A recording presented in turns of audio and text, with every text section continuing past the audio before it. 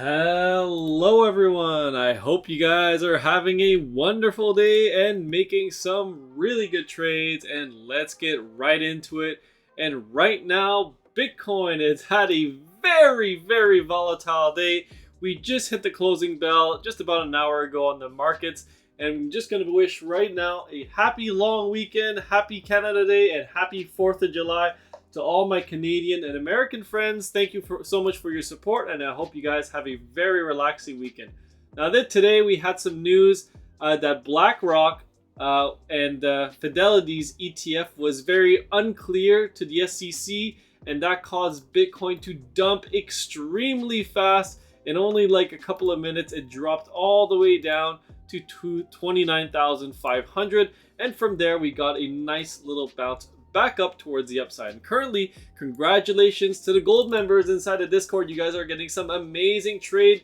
Just the other day, we closed a nice short position from Bitcoin up 73.63%. And then Hayden posted another trade the other day. Unfortunately, Litecoin got stopped out at a minus 44% loss, but currently he is up over 34% on one of his BNB trades, and I am currently inside a Bitcoin trade. I longed Bitcoin right around $30,000, so we'll see how that one plays out. So if you guys want to get access to these trades, the link is in the description. Moving on here, what is Bitcoin going to do? Well, right now the traditional markets are in a pretty strong bull trend, and we have no significant top yet. However, the Qs are starting to show a bullish burp right there. The Qs are starting to show some level of resistance right now. 15,300 on the Nasdaq is showing a pretty significant amount of resistance right there.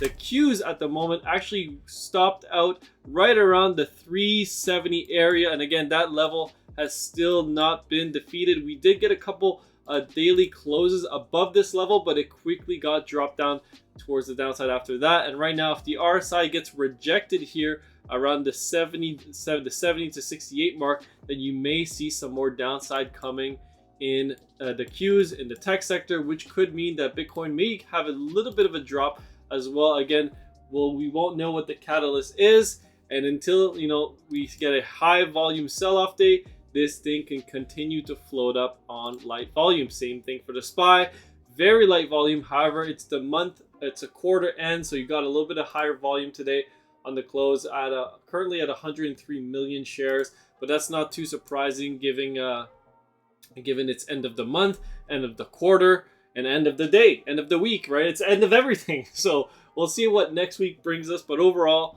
I think the markets are really long in the tooth right now, and they are top heavy. We'll see if they get a drop next week or in the coming weeks. All right, moving on, let's take a look at Bitcoin on Market Cipher. So at the moment, it looks like it's calculating a wave 5 top here, but to me, I think we still have a very good chance of potentially tagging 32,500 to 35,000. So I'll just show you guys right here what my targets were, and they still are there. And again, the daily time frame. So we got really close to $32,500. Sorry, we actually don't. So this is not 32,500. This right here is 32,500. There we go. So we're just like a couple, $1,000 away from it. However, we're pretty far now after the big drop today. But overall, once we tag this level, I think you got a pretty good shot of getting rejected. But if we move further towards the upside than this level here, then my secondary target would be $35,800. Again, this would be the gap fill on the CME futures for Bitcoin. Again, eventually these gaps will be filled, and when we do fill them, that's going to be a take profit level or potentially even a short position for Bitcoin. Okay, so moving on, let's take a look at wave edge. We do have some selling starting to happen right here with some red crosses on the daily time frame, and we are starting to see a bit of a slowdown in the MACD. It's starting to curl down now, and if you see the RSI start to form a bearish divergence, let's take a look at the 4 hours, see if we have any bearish divergences here. Not really, but the RSI is starting to drop off. But in my opinion, I think you're still set to potentially get one more push up towards the upside before a big drop down towards the downside. And again, that would coincide with the markets starting to get a bit of a liquidity crunch here, and all that quantitative easing that the Fed injected in March started to wear off. Okay, moving on, let's take a look at the 2-year yield. Again, the 2-year bursted through the other day. jumping up to 4.8%. And today it was up again. It got to a high of 4.9%. Again, this is very significant, right? Because if the yields on the 2-year, which is mostly in line with the government, the Fed's fund rate, gets up to 5% or above 5%, that is going to put an immense amount of pressure on the Fed to raise more. And if the Fed raises more, this is something that the market is not expecting. The market is expecting this to be a bluff. The market is expecting them to pivot because we have such a strong economy and inflation is going down. Why keep raising rates? Well, the reality of the situation is that most of this data is skewed, right? And it's incorrect. And the job market is a lagging indicator. It is very slow to react. But once it does start to react, by then it is too late, and the Fed is going to keep over tightening as the economy is already in a recession, in my opinion. And once they realize that, it's going to be too late. They will have done too much damage, and the damages have already been done, in my opinion. It's just going to take a certain amount of time for that to take effect. But when that happens, you're going to see a very significant drop in the markets. Right now, everyone is thinking, we are technically in a bull market, but everyone thinking that the economy is very healthy and that we are going to keep moving towards the upside to new all-time highs. Although it's maybe possible that we do that, I'm thinking that the data will show itself before then, and then the market will crack under its pressure and start to move significantly down towards the downside. But again, until that happens, we are in a bull trend until the end, right? Moving on, let's take a look at the natural gas chart. Again, the natural gas is something I really like to talk about. Just closed its monthly candle above this big red bar. So again, this is looking very bullish to me. The monthly pattern looks amazing. We closed a beautiful weekly chart right here. Again, a bit of a doji candle here, but again, no significant high in sight yet. A nice little daily time frame back up into resistance here. Let's see if next week we can get another significant push higher. Once we start to close dailies above the $3 mark, that, in my opinion, is going to be when the shorts start to squeeze. They are going to start to panic because the shorts have been trying to push this lower. But what has been happening is that we've been making higher lows and higher highs.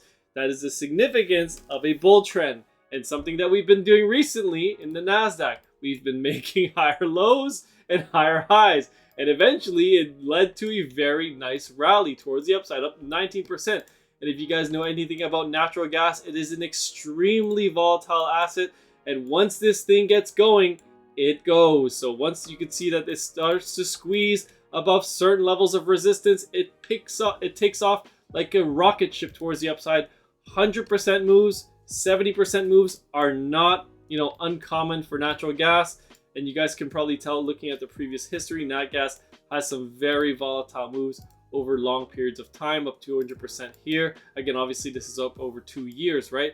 But if you're going to play this in the short term, I still think we have a very good shot of potentially moving another 30% to even as high as 50, sorry, not 70%. I was gonna say something like around 50 to 60% up into this area right here, where we might start to see a significant amount of resistance and then a pullback. But again, that's from where we are. We are currently already in some trades, and I have a lot of call options, betting on the fact that natural gas is going to see a pivot here, a turning point, and we are going to make a lot of money. Again, none of this is financial advice. Please do your own research. Taking a look at gold here and the dollar. So the dollar was just down just a bit on the day here, down about half a percent. And you could see that gold benefited from this little down day on the dollar and moved up nicely. However, gold, I think if you start to break lower, you are going to have a little bit more support around 1872 to 1805. If the yields move higher, it's possible that the dollar is going to move higher as well. So please keep an eye on both those things. Silver, a bit of an update today, nothing really to write home about. And let's take a look at oil, and oil getting another bounce from that $67 area. If you move up, you're going to have resistance around 72 and then major resistance right around 77, okay? So I think that really recaps everything that I'm seeing right now. We don't have any capitulation signals on Bitcoin. However, the Bitcoin hash ribbons are getting a little bit close at the moment. If they cross, I'll be the first one to let you guys know on YouTube and inside the Discord. And again, if you guys want to get access to my trades in stocks, crypto, all that stuff, options. It's links in the description, and then you'll be making some great gains. Again, my profit loss history is posted on my website, so you guys can see what you're buying in advance of what you're doing. Love you all. Peace.